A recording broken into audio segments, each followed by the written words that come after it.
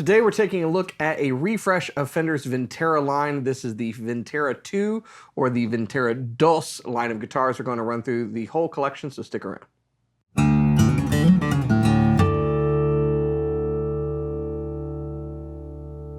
Hey, you're watching Alamo Music TV. My name's Chris McKee. And I'm Cooper Greenberg. We're here with Alamo Music Center in San Antonio, Texas. You can find us online at alamomusic.com. If you're new to the channel, make sure you subscribe, you turn on notifications, like our videos, and if you want to support the channel, visit our spring store link below for custom swag, check out our podcast, the Fretboard Confessional, and send us gift cards for food, because that always makes us happy, and then we make better videos. So shout out to everyone who's done that. So far, it's Paul. The rest of you catch up. So Vintera 2s, or the Vintera Dos, since they are hecho in Mexico, it's a refresh of the Vintera 2 line, which effectively was a made-in-Mexico version of Fender's vintage line, made in the U.S. to give those of us who like the vintage design something at a more affordable price point. Yeah. And now there's new flavors. Yeah, Vintera. They love made-up words, you know. Vintage era. Vintage era. Vintera. Yeah, and you can copyright made-up words. Of course, all words are made up. Yeah, like broadcaster. You know? All words are made up. Can't take broadcaster, so you got to do a no-caster, telecaster, or whatever, and we'll get into that. But yeah, last year, it was last year, right, with the American Vintage 2? Yes. Time just melds together into an endless abyss. So everybody dug on that release. That was a big old release from Fender that, you know, we saw all the marketing. There was all the cool guitars, and then they stopped showing up because they sold out, and they were hard to get a hold of, and they still kind of are. But we got the Vintera line that came out several years ago with all the different decades and all the classic guitars. They have the Vintera and the Vintera Modified. It has been revamped into the Vintera 2 line. I would love to see if Fender has any plans to take anything to 3. Yeah, that's a good call. Will it go to 3? Yeah. Pick 3, my lord. Yeah, well, for now, we've got Dos. Yeah. And I like the updates. The biggest one, which is represented with the guitar that I'm holding, is a welcome return to Rosewood. Yeah, that's, I think, the most notable and coolest thing about these guitars. They have been Pal-Ferro for some time. Pretty much anything out of the Mexico factory, unless it's, I think, a signature model, has been Pal-Ferro. And Pal-Ferro is totally fine, but they know that people are going for vintage spec guitars and they want the vintage vibe, so they might as well give us a little rosewood, and it just looks sharper. It's a nice dark rosewood board too. Yeah. So there is kind of a lengthy list of guitars on this refresh. We have a good chunk of them here. We're going to kind of quickly show you. We'll definitely have more videos where we compare them, because there's a lot of comparisons and a lot of different things. But basically how Fender has organized themselves is they've got stuff like the Player Series in Mexico and the American Professional 2 series in the American factory.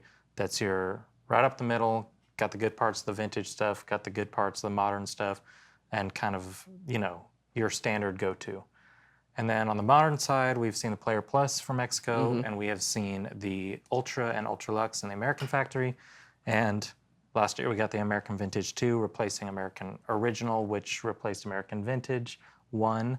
Will we get original 2s? Probably not. Probably not. So now we have kind of a distinct match of your middle of the road, your modern, your vintage, in both factories. And I guess you kind of got that in the Squire line as well, to a certain extent. Yeah, you do, because you've got classic vibes, classic and then vibe, like and then the contemporary and affinities. Yep. So there's something for everybody. These are, I think, kind of right in the sweet spot, because a lot of people, you know, American stuff is getting more and more expensive. That also means that Mexican stuff is getting more and more expensive. This is about the price of what you could probably get an American standard for maybe about 10 years ago. 15. I think about 15 years ago, maybe 10. Yeah. Yeah. So these are all above $1,000. It's all actually still pretty affordable. Yeah. Which is shocking. You know, we've had so many price increases that I've kind of, you know, hemmed and hawed and lamented on like where prices are going. But if you take the price of a 60s, you know, Strat when it was new, and just kind of lines up. Yeah, it's actually inflation. It's still less expensive to buy a Strat nowadays than it would have been to buy a Strat in 1962. Yeah, it's interesting. Yeah. Yeah, so I mean, pretty much, you're looking at anything from the Mexican factory, just getting close to about 900 at the least. You know. Yep, but $8.99 on a player's series to start. Yeah, Yeah, and these are coming in at what? about 10.99, 11.99, 12, depending on what Yeah. the model is. And so then you get into it somewhat bleeding into the American performers, Right. which is kind of a weird outlier within the American Yeah. factory because it's kind of just the most stripped down version of the guitar that you can get that's made in America. And there are some really cool ones and some cool finishes that you don't get anywhere else. It's definitely the most forgotten line. Definitely.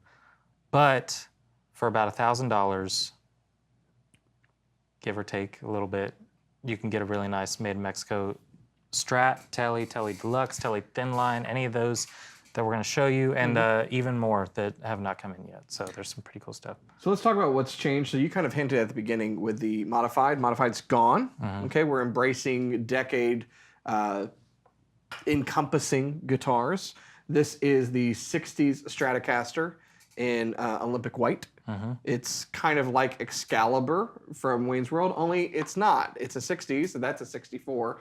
So this has the early 60s logo instead of the later 60s logo. But the pickups are 60s, but based upon mid 60s pickups. So this is kind of what the American original was for a while. It's a blending of what was going on in the 60s with the Stratocaster. And so you get kind of what the blueprint for a Strat in the 60s roughly was. Again, you get the board back. You have a end of the neck or butt of the neck adjustable truss rod. You get the 60s pickups, your three-way, your basic controls, your vintage style tremolo with bent steel saddles, the vintage wire, and this is the 7 1/4, right? I believe so. Yeah. So this is not a modern take. The modern take that was going on with the early Vinteras would have been the modified. You had switching and different hardware and different fret wire and different radiuses, and honestly they didn't really sell as well as just the decade specific. And so getting back to some of the classic designs, with a gig bag, I like the 60 Strat a lot. I like the 60s, and spoiler alert, I played all of these. I like the 50s more. And on paper, much prefer everything about the 60s. I love the look, I love the feel. It's just awesome. There's something about the 50s that I just dug. All of the pickups for all these guitars were kind of redone and voiced more specifically to what they were going for. I am a little surprised that they still went decade instead of year, because that was the big change from American Original to American Vintage 2. It was all year specific. But I guess when you're going, made in Mexico, it's kind of supposed to be this kind of amalgamation of a decade. And I like the 50s. I like the neck on it. It's got the kind of soft V vibe. Definitely thicker than this neck, that's for sure. Very noticeably so. That was kind of one of my most notable things about the guitars. I think the necks all feel really good. Construction-wise, frets feel pretty good. I like the attention to detail. So turn yours around real quick. So this has a truss rod adjustable at the bottom, no skunk stripe, 60s thinner neck, adjustable at the bottom, skunk stripe, V-shaped neck. Yeah. Yeah, I just dig it. It's two-tone sunburst on that. This is available in a three-tone sunburst. Yeah. So there are a lot of. So a big thing with the American Vintage 2 is the AV2s was all about we're going as specific as we can to the exact specs of this year. Yeah. But it was, we got to have the classic finishes and then also some ones that existed but were a little more rare for the collector kind of people. So that's why you saw, say like on the Tele Custom, like the wine red. Everybody knows you're gonna have the black and you're gonna have Olympic white, but there was always one that was kind of a more collector, rare color. So they kind of did the same with these. I like a two-color sunburst on the 50s. I think that's how it's supposed to be. Yeah. But so we got a couple Strats. I want to pull out a couple of these other ones because there's some nice stuff in the Tele family as well. I like this one. Yeah. Beautiful mother toilet seat pick guard on this thin line. Thin line's cool. And there's not a ton of options. There's really not like a thin line that you can get besides custom shop stuff or some limiteds that they make, some of the more specialized things, yes, in AV2, you got the deluxe thin line and, you know, some weird stuff, but it's cool to have one of those. And then I got the Nocaster. So I have a weird, there's something weird about these two guitars for me. And I don't know if you picked up on it. So it's a Nocaster, okay?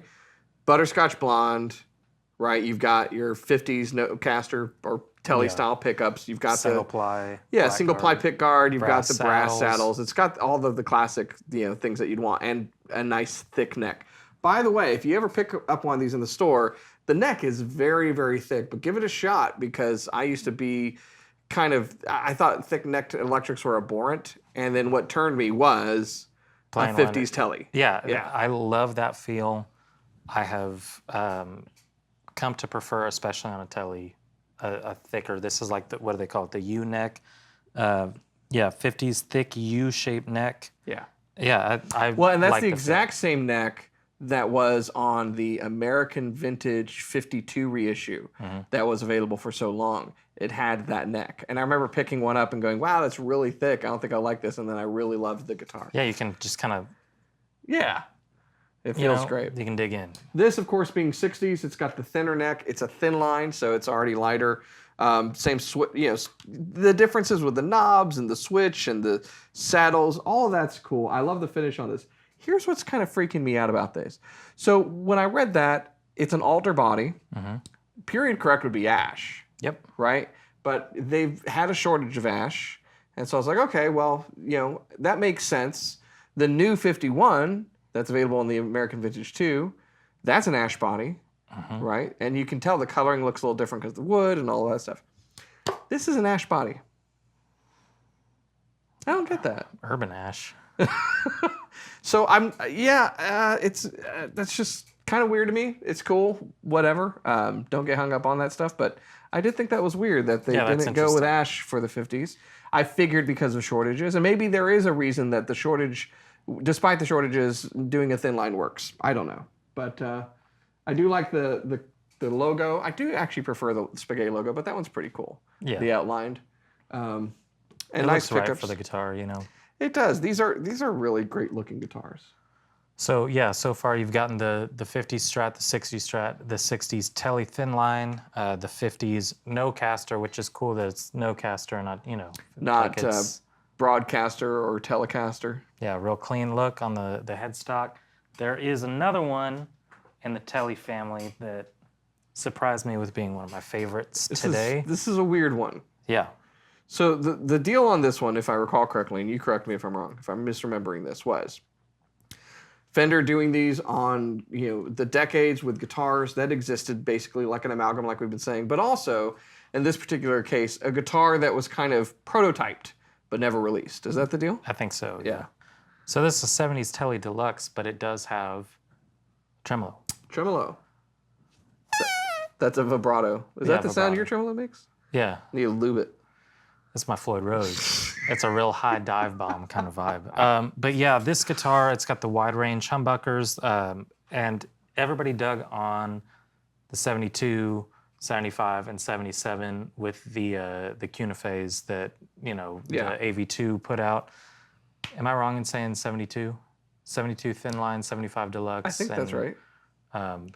There's a lot of numbers floating around in these heads. Yeah, 70 stuff.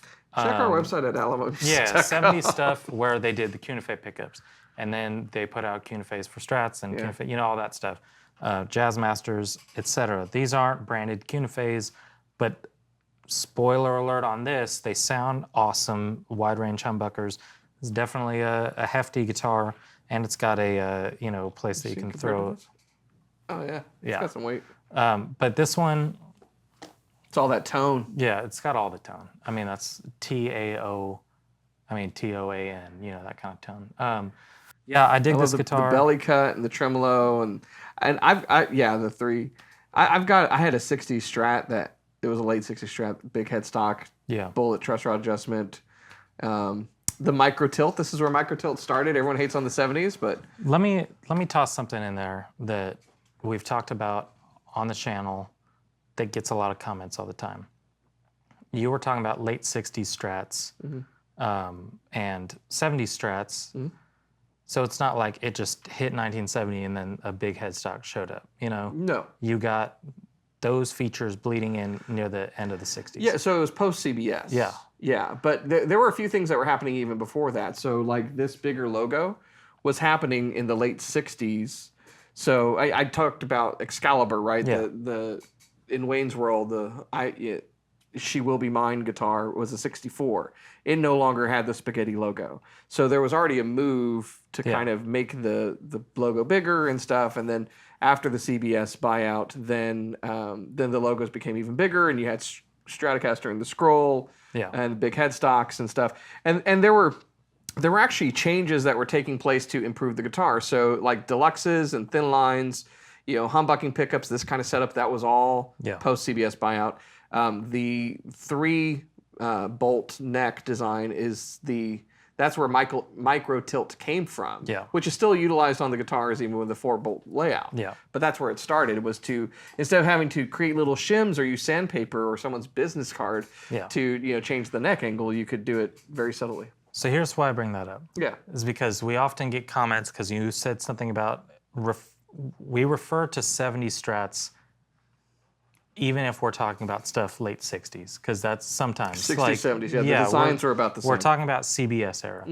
And you said something about 70 Strats, and this is the kind of stuff that Hendrix was playing. Yeah. And he was famously dead in the 70s. Right. And people comment all the time, and they're like, he was dead, he didn't play 70 Strats. We're not talking about he's playing a 75 Strat. We're talking about a big headstock. The big headstock. Yeah. So if you've watched this far into this video, and you're one of those people that commented, we know Hendrix was dead, okay? He still is, I'm pretty sure. He's hanging out with Elvis. He's hanging out up there with all the other folks who would be canceled today. Yeah. But so I just want to put that out there because I see that comment all the time. One of my favorite Far Side comics that I have cut out is Andy Kaufman and Elvis Presley hiding out in a hotel together. So this one's cool. This one's cool, and definitely a new addition to the lineup. Not something that you see every day, but something that who knows how many of these total they will sell. I think it's an interesting addition, but something that they've done Squire, like, classic. Well, they had a Fender Made in Mexico one for years. Yeah, but like recently it's been kind of put out in like little kind of tester releases. You finally got a real deal bass 6 that I think rocks. I mean, I was telling Josh, sweet. I need one like I need a hole in the head, but I want one so badly. And it's so cool. So fun to play. The one Fiesta Red 60s bass 6, rosewood board. I mean, it's very, very cool. I find that there's some confusion about these. Josh and I were talking about it before, when I was pulling these guitars out. This is not a bass guitar. Yeah. The bass 6 is not a 6-string bass. That's a misnomer. It's an octave higher than a bass, but an octave lower than a guitar. So if you didn't know, a bass is actually further down than an octave lower than a guitar. And it's so cool. We're talking to guitar players, dude. Yeah, I know. But that's why I'm explaining it. Some of that Glenn Campbell stuff that he was playing a bass 6. Yeah. I mean, there is bass 6 all over a lot of really cool recordings in the 60s. And I think having one that, yes, you could have gotten the Squire one, and you could find a vintage one and one of those older made in Mexico ones. This one's just cool. I'm glad they added in. I like that they didn't just do 50 Strat, 50s Tele, 60 Strat, 60s Tele, 60s Jazz Master, 70s, 70s, 70s. There's some weird stuff, which we talk a lot about. Squire makes some of these weirder things more affordable, that you can just get some funky things. But if you want one a little bit higher quality and something that's made in North America, this is a cool one to have. This is some of my favorite Fender stuff when they get weird. Yeah. This, the 12-string, Mando Strats, like all of that stuff. Yeah. You know what? That's what we need to do, is a guitar orchestra with like a bass and a bass 6 and a baritone and a normal tuned guitar and like a Mando Strat. Because your baritone that you already have is going to be in between this and a guitar. Your guitar. Yep. So you need like each fifth. That's it. Yeah, all the way up. But yeah, this one's very cool. Obviously, I always say when I play something that's a bass, not really a bass player, but this isn't really bass. So I'm playing it like a guitar, and it's whatever. So That's where the magic is. 60s thin line, 70s deluxe with the trim, 60s bass 6, 60s Strat, 50s Strat, 50s no caster. There will be more to come, but I think this is a pretty nice little overview of the series as some very cool things. So let's take a listen.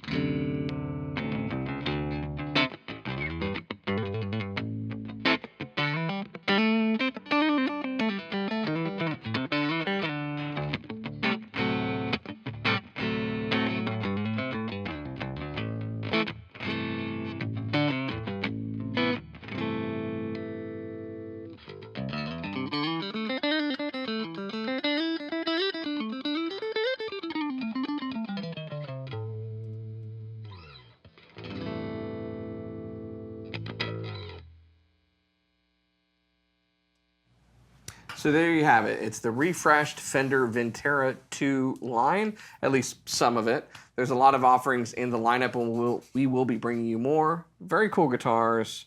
I like the changes. I like the refresh.